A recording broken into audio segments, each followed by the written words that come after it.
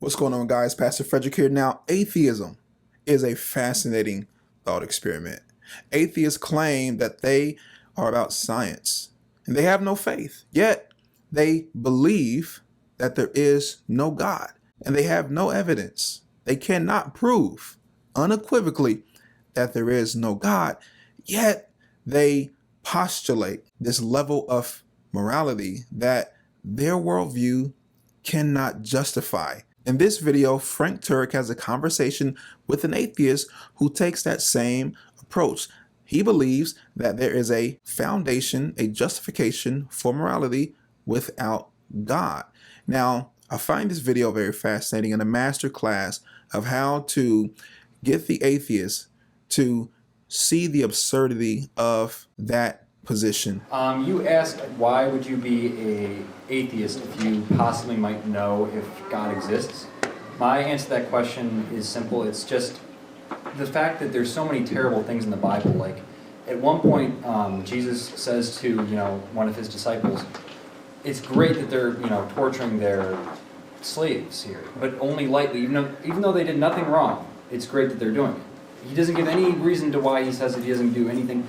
I don't understand why you would want to follow such a God. My question to you is why you would follow such a God. Okay. So right out the gate, this atheist has committed a big blunder. Let's see. Okay, let's not even look at the context of that passage. Let's just assume what you said is 100% true. Okay? As an atheist, why is that wrong? Many atheists will complain about the atrocities in the Bible.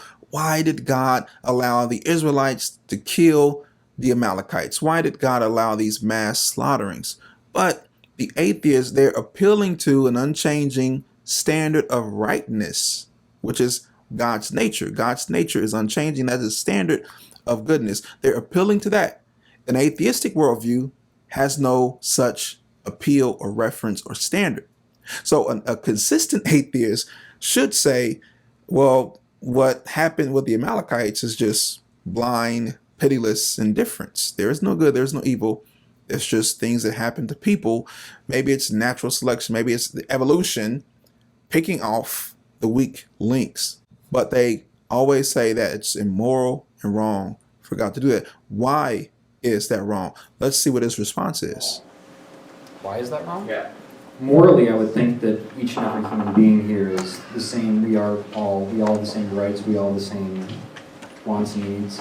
I think we all should do the same. I think that we should, especially the God that we should follow, should have higher expectations of knowing such a God. Okay, but you seem to be assuming that certain things are really right and people have certain rights, even if there is no God. How do you justify that? What's your standard of rightness if there's My no God? standard of rightness would be a fair society. What do you mean by fair? Fair?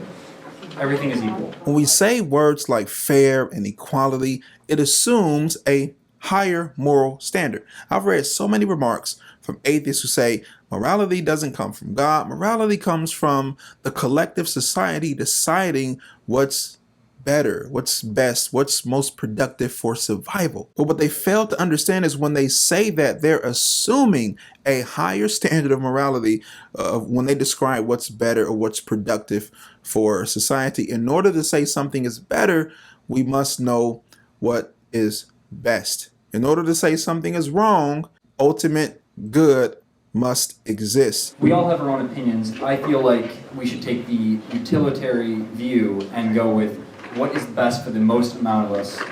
Okay, but what do you mean by best? What would mean the greatest positives for the most amount of people? Okay, but you're assuming that you're assuming there's a best out there. You're assuming a moral law. Where does that moral law come from if there's no God? Moral law. I personally just think that human beings should be able to make up their own laws. I mean, each people in time have found their own moral laws, and I think that they become better and better over time. Better, but you wouldn't even know what better was unless you knew what best was. So I'm asking you, what is your standard of best to say that certain people are closer to the best or better than others? What's the standard? Is it just your opinion, or is there something beyond your opinion which says this is good? You're assuming a higher moral standard when you talk about good, fair, honesty, any of those things. Where does that higher standard, where does that morality come from, Frank asks the exact same question. Why shouldn't I kill other people to get what I want if there's no God? Because it doesn't help society. Why do I care about society? Because There's we no as a God. group should worry about society. We should be making the betterment of ourselves. But Kyle, you're importing a moral law into a frame that has no moral law. As an atheist, you're trying to say there is no God, which means there is no standard of rightness out there. But I'm saying this is my personal standard of rightness, which would mean somebody else could come along like Hitler or Stalin and say, Kyle, if there's no standard beyond neither you or me, then I can do whatever I want, including killing you to get what you have. It's a very good point. It's a very good point. And that, my friends, is the look of a person who realizes their worldview has just collapsed. Atheists talk about honor and doing good to your fellow man and looking out for the betterment of society and honoring people and surviving. Yet, without God, none of that is objectively right or good. Without God, none of that matters to the grand scheme of things. It's like atheism is a frame, but there's nothing inside of it. Think about a painter who comes with paintbrushes and oil paints and a palette knives, and they have a frame, and they're attempting to paint a beautiful masterpiece, but they're missing one important piece, the canvas. They have no canvas. You're not painting the Mona Lisa without something to paint it on. And atheism is a frame without a canvas. They want to do good. They know right and wrong, but their frame has no justification for it, has no foundation for it. So they have to steal our canvases in Christianity, paint on ours and say, yeah, we had that too. No, you don't. My point is that it seems to me it's difficult to justify what rightness is if everything is reduced to human opinion. Which human gets to decide, right? It's subjective then, as Levi was saying before, it's just in my subjective mind. If there's not an external reference to say that this is good and this is evil, then we're all just here and we're fending for ourselves. And it might be hard to grasp because human beings seem to inherently know right from wrong, but that did not come from evolution. It did not come from the collective species of humanity agreeing on a set of beliefs. It is because God has written his law on our consciences.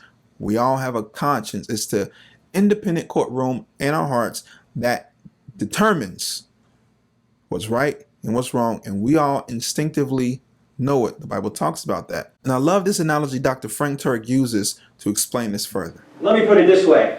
A lot of atheists say, look, I know right from wrong, and I agree with you, know right from wrong. But that's like saying, I can know what a book says and deny there's an author, which is true.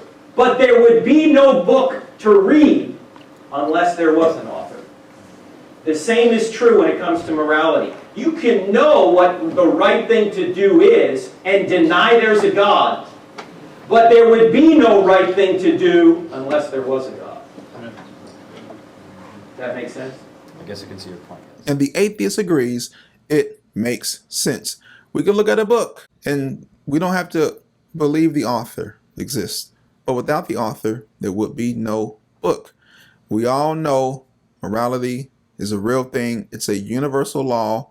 It is something we naturally appeal to because God has written that law on our hearts. It's inescapable. And whenever an atheist appeals to the laws of logic, talks about the betterment of society and not doing harm to people because they don't want harm to be done to them, they are appealing to God, whether they like it or not. Because if God did not exist, why would helping somebody be objectively good? That's why we have government laws. We have laws to point to and say, you're breaking the law because that statute says it's a law.